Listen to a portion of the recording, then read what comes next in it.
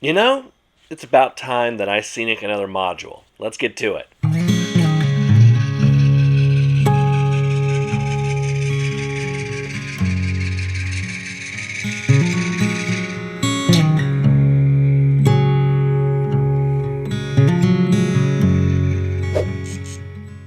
This video is brought to you by Model Railroad Academy. Model Railroad Academy is your online resource for model railroad instructions, ideas, and information, with loads of tutorials and articles for model railroaders of every skill level. One video that I've enjoyed recently is Martin Tarnow's fast and easy method for creating a prototypical cityscape. He uses a laser cutter, which is something that I have, which means this is really interesting to me, and I like seeing how he does it. Plus, you can find tutorials on everything from bench work to electronics to scenery, all sorts of things there. The first 1,000 people to sign up at the link in the description below will get a full year of premium membership to Model Railroad Academy for $1.49. Offer is valid for new members only. This module has a lot to represent. It's going to be representative of the entire area east of Elkin, North Carolina. There is a large field and several industries with a large wooded area as well. Now, to do this, we're going to be using a model railroad design principle called selective compression. This is where you pick the aspects that are most important to you about a scene that may be too large for a space, and you may use smaller buildings, less track, or a combination of multiple techniques, but basically you shrink a space that would normally be too large for your model railroad to be represented in the space that you have. And this is something that is very, very, very common in model railroading because most of us don't have the space to accurately model the scope of a railroad. So let's get started. Now, to begin, I've already painted the base, ballasted the track, and attached the backdrop. Now, if you want to see me do some of those things in the past, I'm going to link all of those videos at the end of this video so that you can check those out. Now, I also used my technique for asphalt, a thin layer of styrene, 2 colors of spray paint, and this styrene is actually a for sale sign. I cut it, spray it, and then glue it in place. Very, very simple.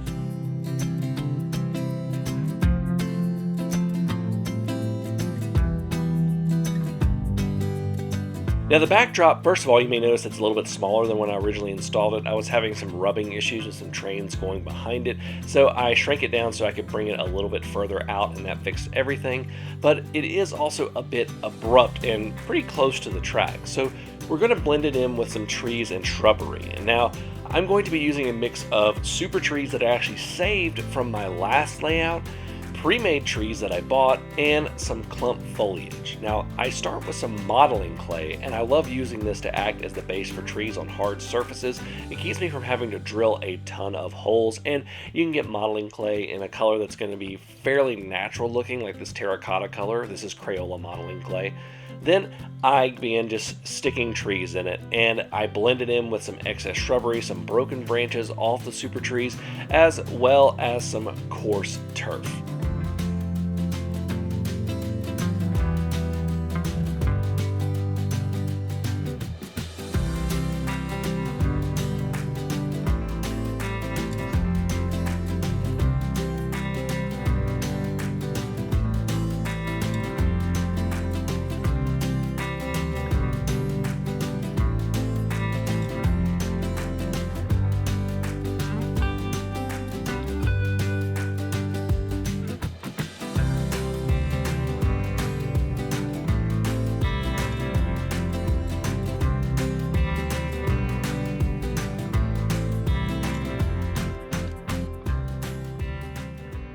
Now I can do the scenic base for the rest of the module.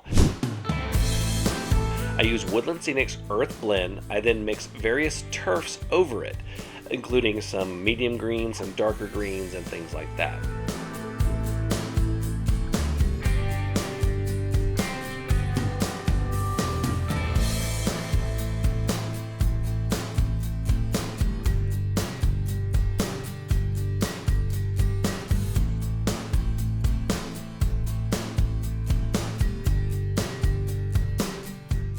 Now, there are parts of the backdrop that are too close to the track to use trees, so there I just use clump foliage and coarse turf to blend the edge of the backdrop to the module. It isn't perfect, and you can still clearly tell that there is a backdrop, but it's going to make it look a little bit less abrupt.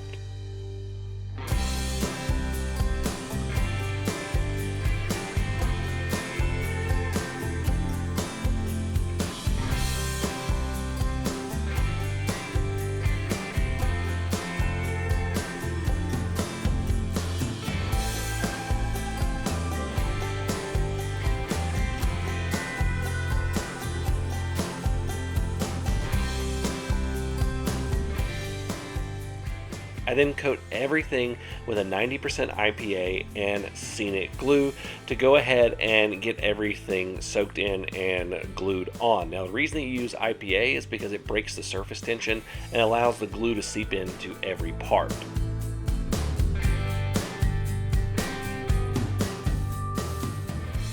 Now, you'll notice that I have left an area blank with just the earth blend turf. This area will be my low growth farm field that's kind of out there next to these industries, just a small representation. I'm choosing to selectively compress this farm field just to the edge over here.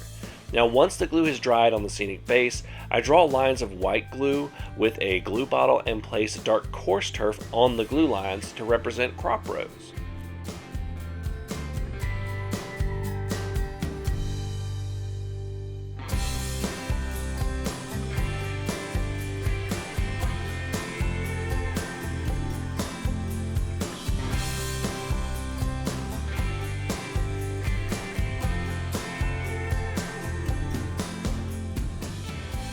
Now, once that is done, I add a few more trees and blend them with some coarse turf.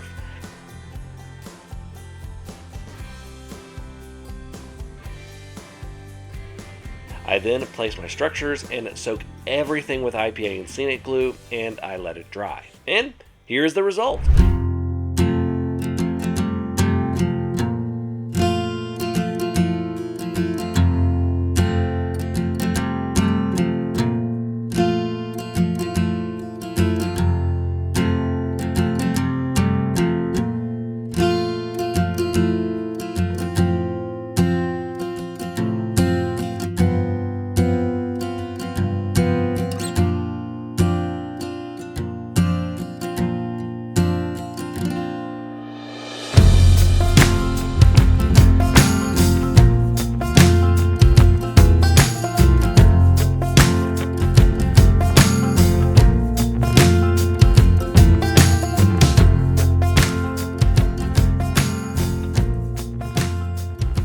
I am just 3 modules away from finishing this phase of the layout. I'm really excited. I've got some really cool things planned for these final 3 modules, so be on the lookout for those videos. Those are going to be coming in the upcoming months. Thank you all so much for watching. Until next time, I'm Jimmy from the DIY and Digital. Stay safe, be kind, and happy railroading.